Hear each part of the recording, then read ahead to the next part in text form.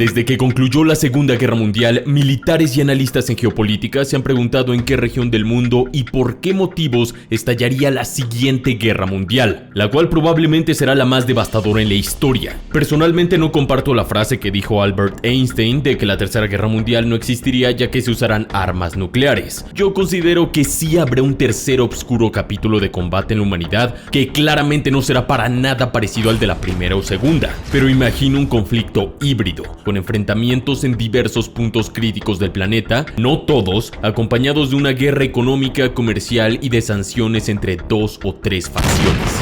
Todos estos conflictos están entrelazados entre micros y macros en la economía, movimientos políticos, intereses, guerras pasadas, religión, comercio, revancha y mucho más. Vivimos tiempos oscuros que sin duda serán objeto de estudio en los libros de historia que leerán nuestras futuras generaciones. Te habla Jorge Rojas. Bienvenido a Armapedia.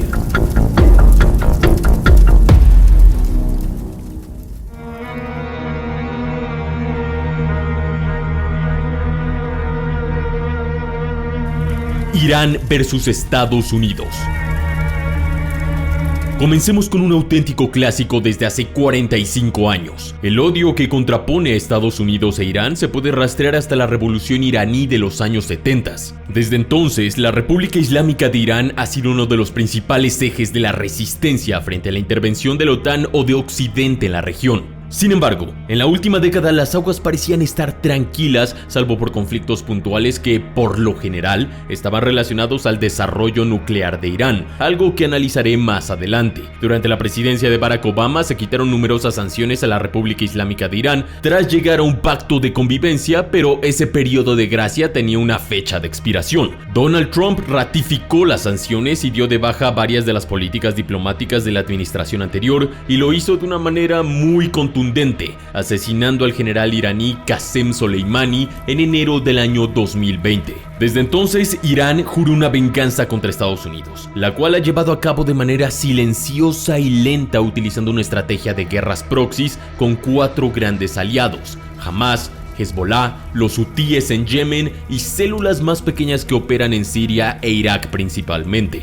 Irán lleva asesorando, armando, equipando y haciendo crecer estos grupos aliados para dañar a Estados Unidos y sus aliados en la región. Derribos de drones, retenciones de barcos petroleros, ataques a barcos comerciales, envío de armas como misiles balísticos a Hamas y Hezbollah, todos son movimientos que han fortalecido la presencia de Irán en la región. Desde mediados de 2023, los hutíes, una resistencia política armada nacionalista y antiimperialista que opera en Yemen, comenzó a secuestrar y atacar barcos comerciales, petroleros y de todo tipo en el Mar Rojo y el Golfo de Adén. Esto no es un detalle menor, ya que Yemen es uno de los países clave en el traslado de mercancías entre el Mar Rojo y el Golfo de Adén, una de las rutas comerciales más importantes del planeta. Esto provocó la creación de una coalición entre Estados Unidos, Reino Unido y otros países para hacer ataques aéreos a los hutíes desde territorio yemení, lo cual da aires de la guerra del Golfo en su momento contra Saddam Hussein, aunque claramente es algo distinto. El panorama es tan peligroso y complejo que cualquier movimiento demasiado brusco de uno u otro lado o equivocación podría desatar una lucha armada de grandes proporciones, la cual terminaría arrastrando a otros países de la región a sumarse al Frente Islámico. Imagina que Estados Unidos asesinara al ayatollah o al presidente de Irán o a los dos al mismo tiempo.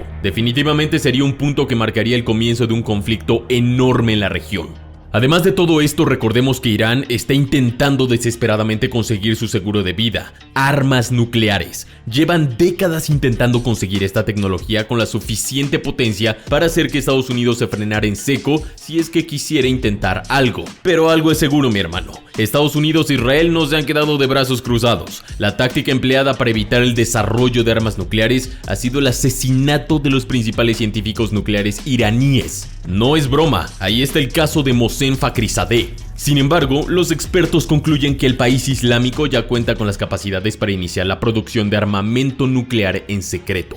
Aquí también debemos agregar otro ingrediente que pone más tensión entre Irán y Estados Unidos: el estrecho de Hormuz, la llave petrolera más grande de todo el planeta. Básicamente aquí pasan cientos y cientos de barcos petroleros que suministran a todo el mundo. Esta es una forma en la que Irán podría luchar contra las sanciones económicas de Estados Unidos y Occidente, ya que si notas en el mapa, mapa, el estrecho de Hormuz está al sur de Irán y al lado de Qatar, Arabia Saudita, Emiratos Árabes Unidos y Omán, algunos de los mayores petroleros del mundo. Por este estrecho pasa poco más del 20% del petróleo, así que imaginarás que Irán tiene en sus manos una carta muy poderosa al poder cerrarlo o abrirlo.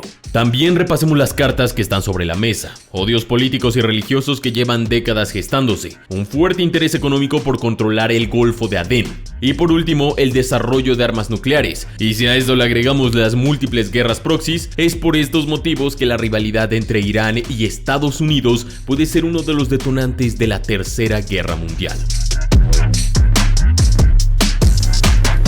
Israel versus países árabes. No es ninguna novedad que Medio Oriente es un lugar muy conflictivo y que uno de los principales motivos son las disputas religiosas y territoriales entre Israel, Palestina y sus aliados árabes. Ya sea en las guerras con Egipto en los 60s y 70s o la actual batalla contra Hamas en Gaza y los asentamientos en Cisjordania, así como las tensiones y guerra con Hezbollah, el gobierno israelí está en constante tensión con sus vecinos. En esa lista de enemigos se incluye a Siria, Líbano y por supuesto Irán. Algunos actores están un poco más reservados como Jordania o Arabia Saudita, pero vaya que hay que echar un ojo a eso. Como si esto fuera poco, Israel es uno de los principales aliados políticos y militares de Estados Unidos y no comparten la religión musulmana, son judíos, lo cual agrega más leña al fuego, por lo que cualquier tipo de agresión de seguro implicará algún grado de intervención de parte de Estados Unidos, como ya vimos que sucedió en la actual guerra en Gaza. De hecho, parte de la superioridad bélica de las fuerzas de defensa de Israel se debe a que operan con algunas de las mejores maquinarias y armamentos del tío Sam, como los poderosos F-35 Lightning II, artillería del mismo país y escupen bombas JDAM salidas del trasero del diablo.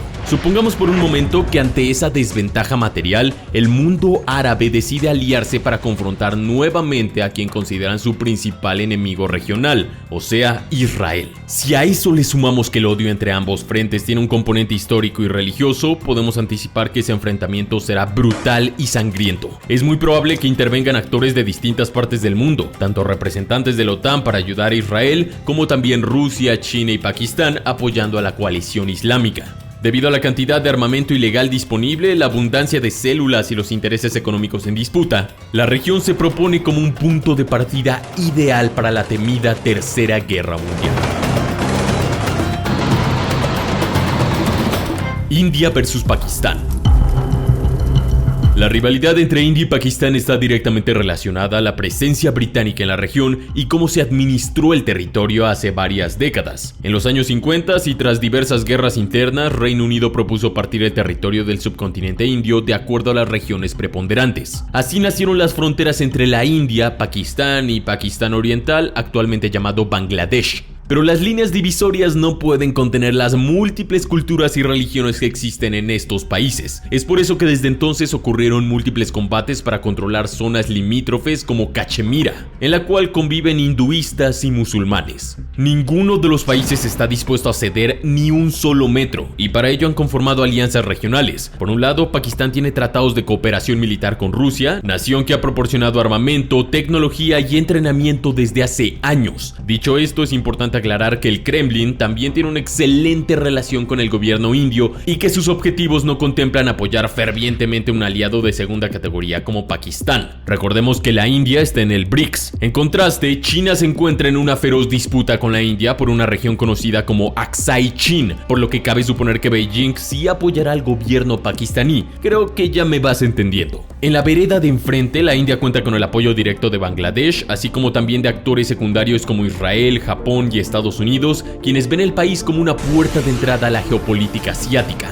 Algunos de los factores que hay que tener en cuenta es el volumen de población de ambas naciones. Por un lado, Pakistán tiene más de 243 millones de habitantes, mientras que la India cuenta con 1.437 millones de personas en su territorio. De forma aún más preocupante, ambas naciones cuentan con armas nucleares y han realizado prácticamente la misma cantidad de ejercicios con su armamento en los últimos años. Sin embargo, en mi opinión personal, este es el caso menos probable de Tercera Guerra Mundial, ya que si sucediera, pasaría lo mismo que en la guerra de Ucrania, donde los diversos bandos ayudan con envío de armamento, pero no entrarían directamente al campo de batalla. El tema que debe dar más miedo aquí es que ambas potencias, como ya dijimos, tienen armas nucleares.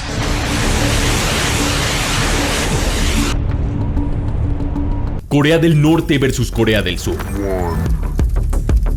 Si te pregunto por naciones rivalizadas y con relaciones diplomáticas completamente rotas, es probable que las dos Coreas aparezcan como la primera respuesta en tu cabeza. Es bien conocido la guerra que partió su territorio en los 50s y el actual contraste político e ideológico que las mantiene divididas. Si bien las hostilidades militares se encuentran relativamente pausadas, jamás se firmó un tratado de paz, por lo que en cualquier momento los combates entre estos pueblos hermanos pueden volver a activarse. Para empeorar la situación, al líder norcoreano Kim Jong-un le encantan las demostraciones de poder, desfiles y ejercicios militares de un nivel impresionante. Se le ve sonriente y a gusto en los desfiles anuales donde pasea misiles balísticos, soldados armados, drones y cientos de tanques por las calles de Pyongyang. No solo eso, sino que además abundan las fotografías y videos de pruebas de armamento, lo cual sirve para el desarrollo de la tecnología, pero también como propaganda política. El mensaje está muy claro: Corea del Norte está preparada para eliminar del mapa a su hermana del sur. Para hacer frente a esa amenaza constante, Corea del Sur, además de ser un país muy militarizado, cuenta con una carta maestra que son sus excelentes relaciones políticas, comerciales y militares con Estados Unidos, la mayor potencia militar del planeta. En Corea del Sur, Estados Unidos mantiene 30 bases militares con entre 25 y 30 mil soldados acuartelados. Además, tener a Washington de tu lado implica tener la asistencia de Japón, hogar de la séptima flota estadounidense y un país también muy poderoso y estratégico en Asia. Históricamente, Corea del Norte tomó distancia de las relaciones internacionales, pero no son idiotas. Saben que si Estados Unidos es su enemigo, necesitan aliados igual de poderosos. Y hoy por hoy, Kim Jong-un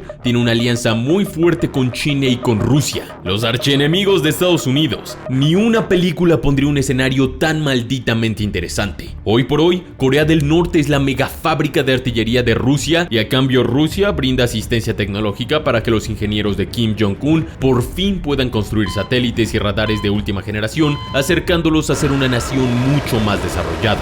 Como puedes ver, al estar las potencias económicas y militares del mundo, la guerra entre las dos Coreas tendría un estatus de guerra mundial. Lo que debería darnos miedo es que a principios de 2024, Kim Jong-un definitivamente confirmó que ya no buscará una reunificación de las dos Coreas. Ya no está en su interés después de años y años buscando algún hueco donde cupiera la paz. Por su parte, Corea del Sur ya no es un país amable, sino que ha empezado a volverse más hostil en cómo se presenta ante Corea del Norte, pues han comenzado igualmente a hacer desfiles militares masivos y a obtener armamento mucho más poderoso.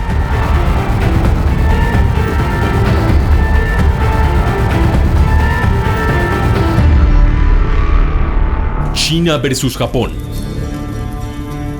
China y Japón tienen una historia bastante oscura. Durante siglos, estas dos naciones se enfrentaron en múltiples conflictos, batallas verdaderamente brutales, sangrientas e inhumanas que cambiaron su historia. Solo los libros de historia pueden contar los horrores que vivieron los chinos bajo la ocupación japonesa. Sin embargo, después de la Segunda Guerra Mundial, ambas naciones coexistieron en una relativa calma, o al menos eso parecía. Por más increíble que pueda sonar, la antigua rivalidad fue reiniciada por un grupo de islas deshabitadas conocidas como Islas Senkaku, un archipiélago administrado por Japón pero reclamado por China. Este tipo de discusiones no tienen respuestas sencillas, ya que hay que recurrir a la historia, la geografía, la cartografía e incluso el derecho internacional para dilucidar a quién le corresponden esas islas solitarias. Sin embargo, lo importante corre por detrás. Si bien las Islas Senkaku no tienen un valor estratégico o económico tan alto, su administración tiene un subtexto bastante preocupante y refiere a la disputa por la hegemonía del Pacífico. Hace años que China y Japón pelean en silencio por ser la potencia naval dominante en la región, debido a su boom económico y su crecimiento a pasos agigantados en el ámbito militar naval específicamente. Beijing parece tener la ventaja. Por otra parte, en Tokio cuentan con un as bajo la manga. Son los mejores socios asiáticos de Estados Unidos. Pero quiero que comprendas a qué nivel. En Japón, el número de soldados estadounidenses estacionados asciende a 57.300 en 120 bases, las cuales están repartidas estratégicamente en toda la isla, algunas también extremadamente cerca de Taiwán. En el último tiempo, la administración de Xi Jinping adoptó políticas más agresivas para establecer su dominio sobre el continente. Por un lado, ampliando la línea fronteriza con India. Por otro, acentuando sus reclamos sobre Taiwán en primer lugar y por la Senkaku en segundo orden de relevancia. La insistencia china se plasma en los mapas utilizados en dicho país, en los cuales ambos territorios figuran como su propiedad, lo que despertó grandes polémicas. Por el momento, la discusión por las islas Senkaku no llegó a la agresión directa, pero si la intromisión de Estados Unidos y Japón en Taiwán continúa, no sería sorpresivo que el dragón rojo agrediera a su vecino nipón, tal vez no con una invasión directa, pero sí ataques poderosos con misiles y drones a las principales bases militares japonesas y estadounidenses. Históricamente, Japón es el único país que jamás ha sido conquistado en la historia de la humanidad, y es poco probable que suceda ahora, así que yo creo que este escenario sería un resultado de una guerra entre China y Estados Unidos, no porque China quiera invadir directamente a Japón o algo similar. ¿Tú qué opinas? Rusia versus sus vecinos.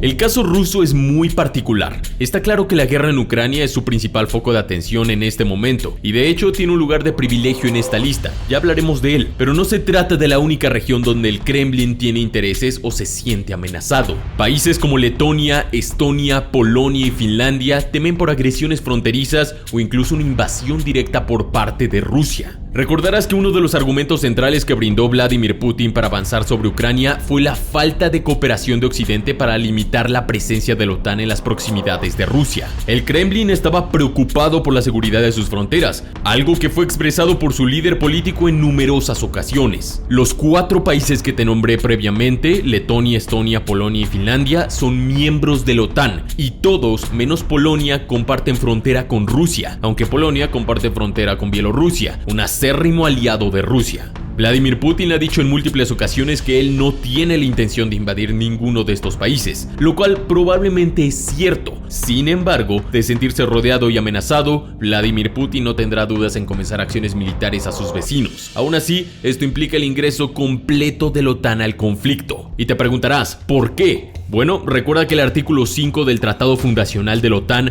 establece que un ataque armado contra una o más naciones miembros se considera como un ataque dirigido a toda la alianza. Esto pondrá en ejercicio el derecho de legítima defensa individual o colectiva. Si tomamos como ciertas las declaraciones de Vladimir Putin en su entrevista con Tucker Carlson en febrero de 2024, el líder ruso no pretende llevar a cabo sus reclamos hasta el escenario bélico. El problema es que Vladimir Putin ya demostró tener un temperamento complejo y un afán de conquista que difícilmente pueda apaciguarse. Y por supuesto, la OTAN parece no importarle en lo más mínimo frenar su expansión. Así que si nadie cede y no entra a la diplomacia, esta bomba de tiempo será más grande como pasó en Ucrania.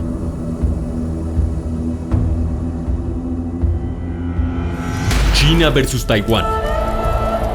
Es momento de regresar al continente asiático una vez más. La disputa por Taiwán comenzó en 1949 cuando un grupo de opositores al gobierno de Mao Zedong huyó hacia el archipiélago que se encuentra a unos 180 kilómetros de la China continental. Desde entonces, ambos gobiernos no solo están en disputa, sino que representan modelos opuestos de economía, política y organización. En los últimos años, el reconocimiento de la autonomía taiwanesa por parte de varias naciones y la vista de embajadores y militares norteamericanos ha generado malestar en el gobierno de Xi Jinping. Y es que para China, Taiwán no es una causa más. Este reclamo es una de sus banderas más importantes y está dispuesta a todo para reivindicar su soberanía en ese territorio. Pese a las advertencias del gobierno asiático, Estados Unidos ha intensificado sus actividades en esa región del mar de la China meridional con el desfile de portaaviones y otras unidades. El apoyo de Washington está claramente con Taiwán, a quienes les han enviado una dotación completa de armamento, sistemas de defensa aérea, y el 3 de marzo de 2024 se anunció el estacionamiento permanente de fuerzas especiales estadounidenses en la isla taiwanesa, las cuales están destinadas a entrenar a las tropas para el escenario de una invasión contra la isla.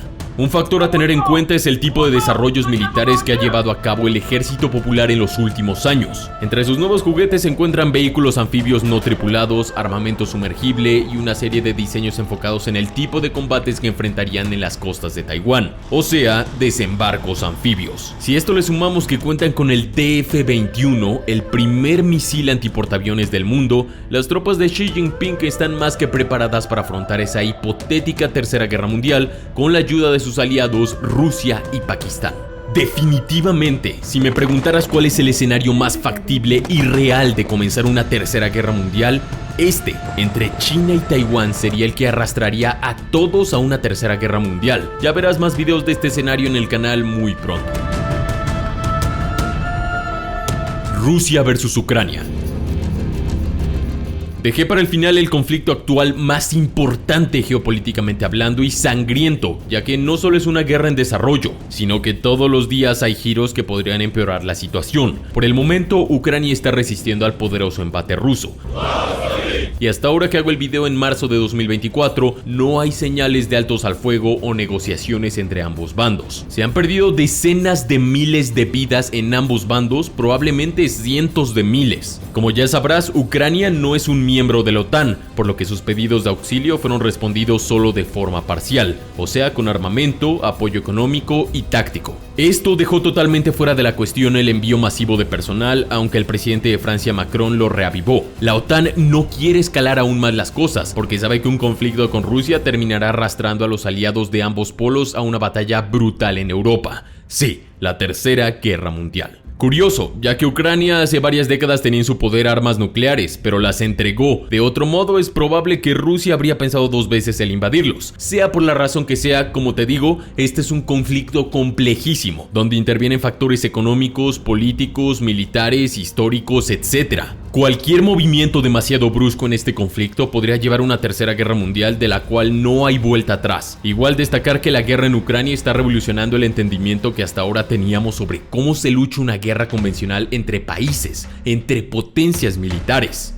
No un país contra una facción insurgente, sino dos naciones. Ahora entendemos que el factor aéreo, los drones, la artillería, la inteligencia, la tecnología, la ciberguerra, los misiles y las reservas de soldados son extremadamente importantes. Estamos viviendo una evolución de la doctrina militar de una manera rápida y brusca. Ahora vemos como un dron FPV de $800 hace pedazos literal a 2 soldados en una trinchera. Se ha vuelto una guerra de tecnologías baratas y costosas que juegan por igual un papel determinante en el campo de batalla. Ahora bien, también esta guerra ha cambiado las cosas en el macro. Ahora la guerra económica, comercial, las sanciones y demás juegan un rol importante en una contienda bélica. Blindarte económicamente es igual de importante que blindarte en el campo de batalla, si eso hace sentido. Si me preguntas, no creo que la guerra en Ucrania lleve a una tercera guerra mundial.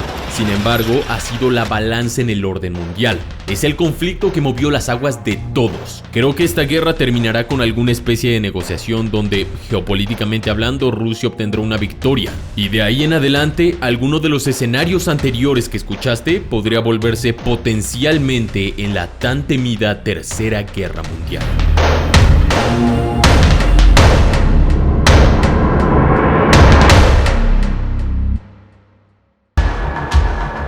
Eso ha sido todo, suscríbete y activa la campana de notificaciones. Sin más, mi nombre es Jorge Rojas, esto es Armapedia y te deseo un excelente día.